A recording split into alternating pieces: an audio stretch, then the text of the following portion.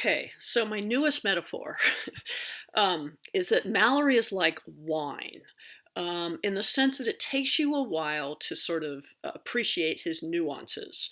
Um, and I think this time through, what I love best about his book is the idiomatic expressions that can sound surprisingly modern.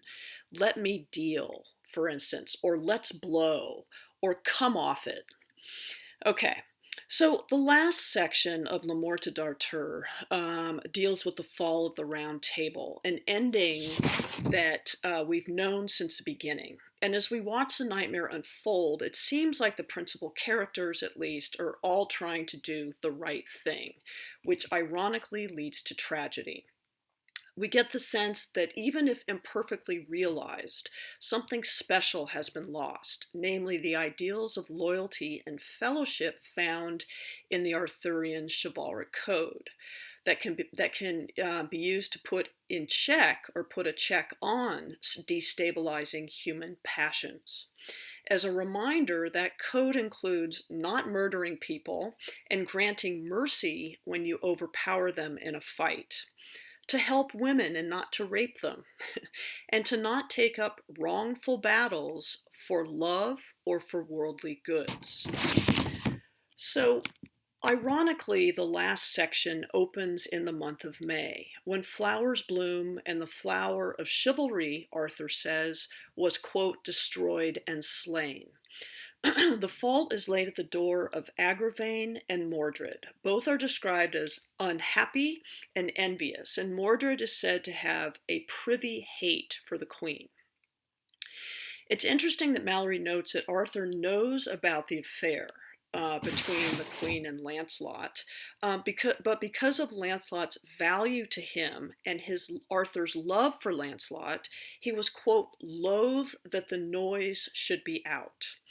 Agravain and Mordred in 12 Nights corner Lancelot when he is in Guinevere's room, although Mallory is coy about what they were doing, since he says, quote, love that time was not as love nowadays. Lancelot uses a trick, cracking the door to allow in one knight so that he can kill him and take his armor. Lancelot kills them all, including two of Gawain's sons, and Mordred, although wounded, runs away.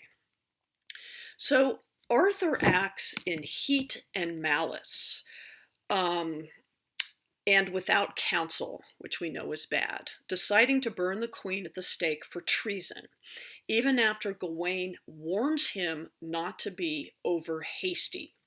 Two of Gawain's sons have been killed, but Gawain himself says that he counseled him not to join Agravain and Mordred in this affair. Lancelot does take counsel of his men on how he should proceed, and they all agree that he must rescue the queen. Gawain refuses to be a guard at the queen's burning, but his younger brothers Gareth and Garrus are, quote, full unable to say nay to the king because of their youth. But they refuse to be armed, and they are accidentally killed by Lancelot when he rescues the queen. So, for some reason, which I actually don't understand, Gawain completely breaks down and freaks out when his brothers are killed. Both he and Arthur weep and swoon a couple of times, and Gawain swears revenge. He says, all of my joy is gone. He swears revenge, even though the king and Lancelot tell him many times that it was an accident. Lancelot several times laments that the knights were forced to be there and were unarmed. He says, alas, that ever they were unarmed that unhappy day. So Arthur's forces besiege Lancelot's castle Joyous Gard until the Pope finally steps in and declares that the queen must go back with Arthur and be unharmed. So the problem here is that Lancelot, as we see on the right here, Lancelot holds his men back when fighting Gawain and Arthur, and his own men, Lancelot's own men, are killed. That is, his sense of loyalty to Arthur becomes a serious liability to his own men. After the queen is returned, Arthur puts Mordred in charge, since Gawain insists that they continue besieging Lancelot's castle. And even though Gawain has supernatural powers, he gets stronger and stronger and stronger up until noon for 3 hours, from 9 to noon. Lancelot beats him every time, but Lancelot refuses to kill him.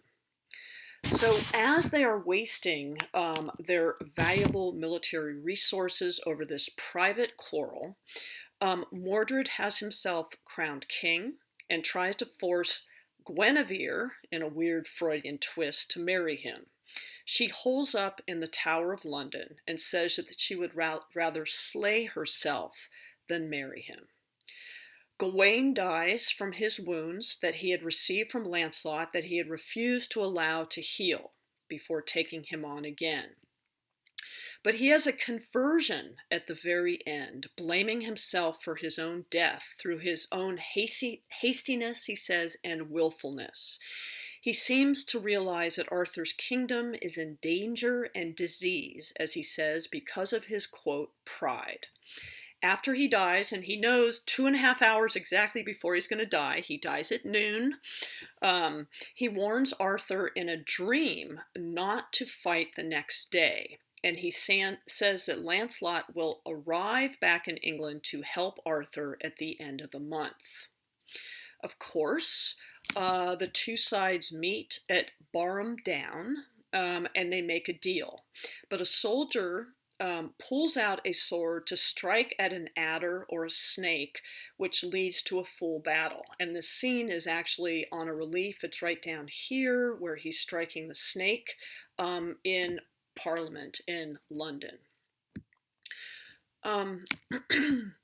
Arthur puts a spear through Mordred, and Mordred and strikes. I'm sorry. Arthur puts a spear through Mordred, and Mordred, with a sword strike, quote, pierced the helmet and the tay of the brain of his father. And we are kind of left with this nightmare scene of pillagers robbing the bodies of the dead knights and killing them if they aren't already dead. Arthur commands 3 times that Excalibur be returned to the lake. And he is taken on a boat by 3 queens, including one of his sisters, to the Isle of Avalon to be healed of his wounds.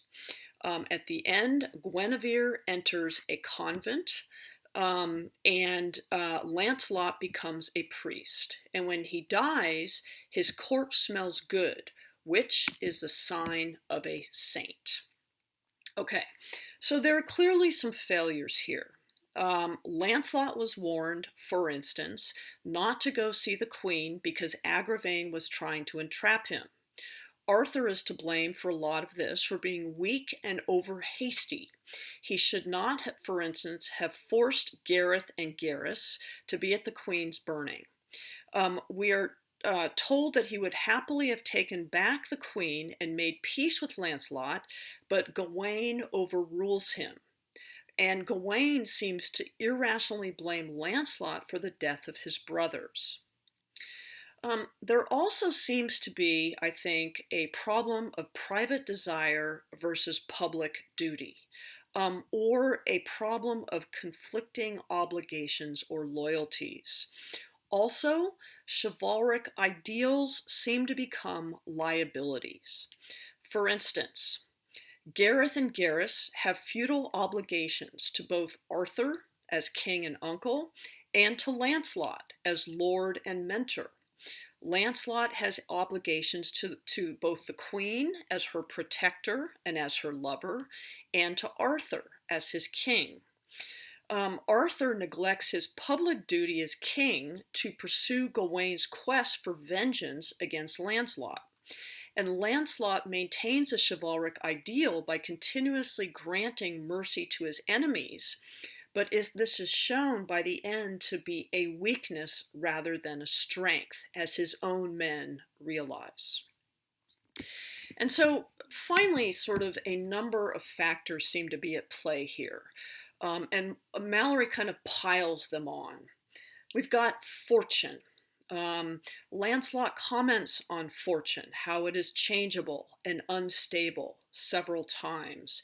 You might remember that Arthur has a dream of fortune's wheel and his falling off of it. The adder, right, coming out of the bush is simply fortune or chance. Lancelot accidentally killing Gareth, right, is just sort of bad luck. We also seem to have this sense of fate, right? For instance, Gawain warns Arthur in a dream not to fight the next day. And then we also have just a number of human failings, right? Anger, envy, and lust that I mentioned above. Um, and some have also cited providence as a force, insofar as a tragedy results as a form of retribution for the various sins of Uther Pendragon, right, and his son. Some see the adder in the bush, right, that strikes the climactic battle as sort of being representative of sinfulness. Okay, so you have kind of an Aristotelian tragedy, which involves reversal, that is, the opposite of what you intend happens, and recognition, that is, you understand what has caused the tragedy.